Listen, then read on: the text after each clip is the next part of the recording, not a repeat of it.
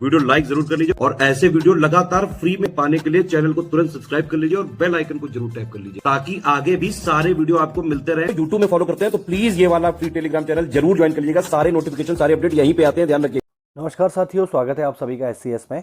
ये है हमारी ज्योग्राफी क्लास और आज की क्लास में हम आगे बढ़ेंगे। और जैसा कि हमने लास्ट क्लास में देखा था कि हमने चर्चा करी थी भूकंप के बारे में, आज हम चर्चा करेंगे सुनामी के बारे में। ठीक है तो सुनामी को देख लीजिए, इसमें आज काफ़ी इंपॉर्टेंट है। भूकंप और ज्वालामुखी से महासागरीय धरातल में अचानक हलचल पैदा होती है। यानी अगर कभी भूकंप आ जाए या फिर ज्वालामुखी फट जाए, कहाँ पर? समुद्र में, तो उससे क्या होता है? हलचल महसूस होती है और महासागरीय जल अचानक से विस्थापित हो जाता है ना। यानी जैसे आप क्या करें, किसी बड़े से तालाब में एक बहुत बड़ा पत्थर फेंक दें तो उससे क्या होगा? लहरें बनने लगेंगी ना, उसी से आप समझ लो इसको। परिणाम स्वरूप ऊर्ध्वाधर मतलब ऊंची ऊंची तरंगें पैदा होती हैं जिन्हें सुनामी कहा जाता है, या भूकंपीय तरंगें मतलब भूकंपीय समुद्री लहरें कहा जाता है। सुनामी आमतौर पर प्रशांत महासागर तट पर, इसमें अलास्का, जापान, फिलीपींस, दक्षिण पूर्व एशिया के दूसरे द्वीप, इंडोनेशिया, मलेशिया, हिंद महासागर में म्यांमार, श्रीलंका तथा भारत के तटीय भागों में आती हैं। इधर ही आती हैं, ध्यान रखना। अमेरिका में आपको सुनामी देखने को नहीं मिलेगी। सुनामी एक जापानी शब्द है जो TSU यानी इसका मीनिंग होता है हार्बर और नामी का मतलब होता है वेव, यानी हम कहेंगे हार्बर वेव है बेसिकली ये, यानी बंदरगाह लहरें हैं, जैसा कि यहाँ पर लिखा हुआ है। ठीक है। सुनामी समुद्र में भूकंप, भूस्खलन तथा ज्वालामुखी उद्गार जैसी घटनाओं से पैदा होते हैं। अधिकांश सुनामी समुद्र अधस्थल पर आए भूकंपों से पैदा होते हैं। सुनामी को बंदरगाही लहरें या फिर भूकंपीय समुद्री लहरें भी कहा जाता है, जो हम ऊपर पढ़ चुके हैं। भारत में सुनामी वार्निंग सेंटर का परिचालन जुलाई 2005 से हैदराबाद में किया गया है। क्यों? क्योंकि 26 दिसंबर 2004 को हिंद महासागर में आई सुनामी द्वारा भारत का कोरोमंडल तट सर्वाधिक प्रभावित हुआ था। जब 2004 में सुनामी आई तो 2005 में हमने हैदराबाद में क्या किया? एक अर्ली वार्निंग सिस्टम लगा दिया जो सुनामी के बारे में हमें जानकारी देगा। कोरोमंडल तट का विस्तार प्रायद्वीपीय भारत के उत्तरी पूर्वी तट पर उत्तर में फॉल्स पॉइंट से लेकर दक्षिण में कन्याकुमारी तक है। ठीक है साथियों, चलिए आगे देखते हैं।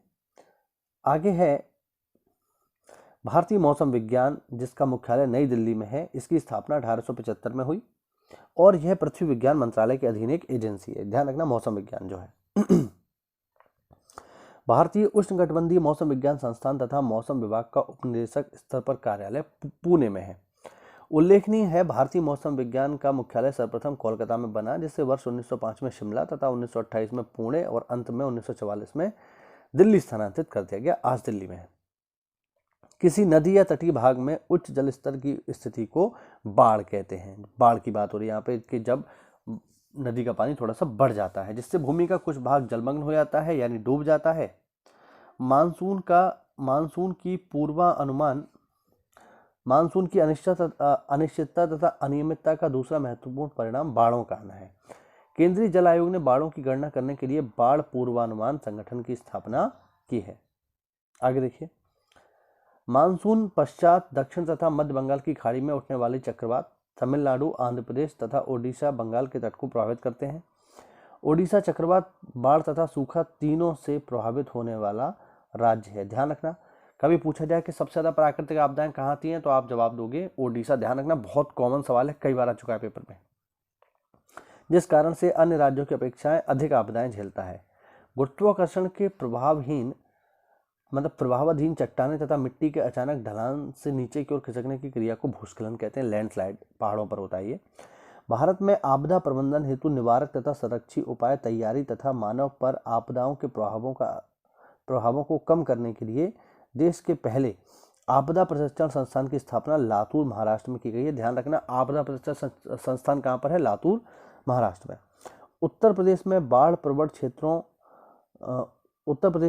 प्रवण क्षेत्रों में उच्च बाढ़ प्रवण, मध्यम बाढ़ प्रवण तथा निम्न बाढ़ प्रवण क्षेत्रों को में विभाजित किया जाता है। यानी 3 तरीके के हैं ये।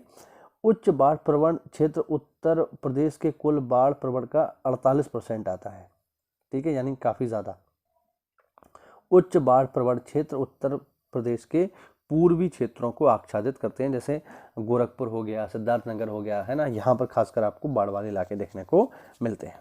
ठीक है, तो ये हुआ साथियों छोटा सा वीडियो।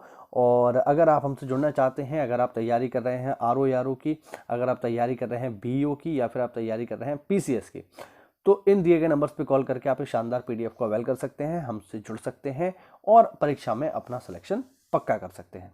कोई डाउट हो तो पूछिए और इन नंबर्स पे कॉल करके आप हमसे जुड़ जाइए। मिलते हैं अगली क्लास में, तब तक के लिए जय हिंद, जय भारत, वंदे मातरम।